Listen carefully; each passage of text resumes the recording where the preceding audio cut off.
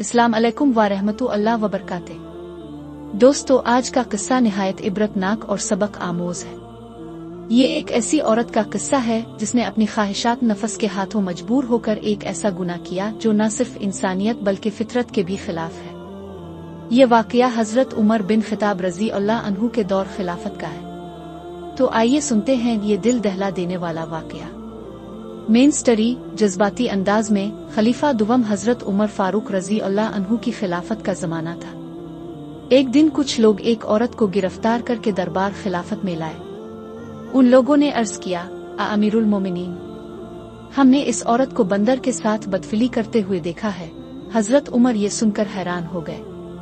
उन्होंने हुक्म दिया कि इस औरत को सामने लाया जाए। जब औरत दरबार में लाई गई तो हजरत उमर ने इससे पूछा, क्या तुमने वाकई बंदर के साथ ऐसा गुनाह किया है?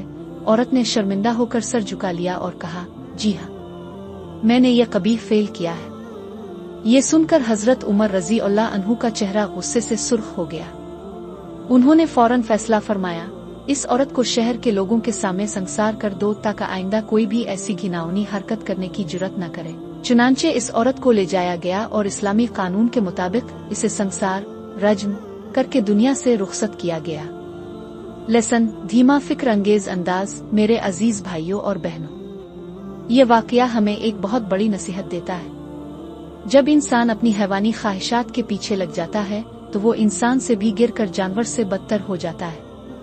कुरान मजीद में अल्लाह ताला फरमाता है, वो लोग जो अपनी ख्वाहिशात के पीछे चलते हैं वो जानवरों से भी बदतर होते हैं। अल-अराफ 179। इस्लाम ने हमें शर्म और हया, पाकदामनी और नफस के कंट्रोल का दर्स दिया है। अगर हम अल्लाह के अहकामात को नजरअंदाज करेंगे तो दुनिया और आखिरत दोनों में जिल्लत हमारा मुकद्दर बनेगी।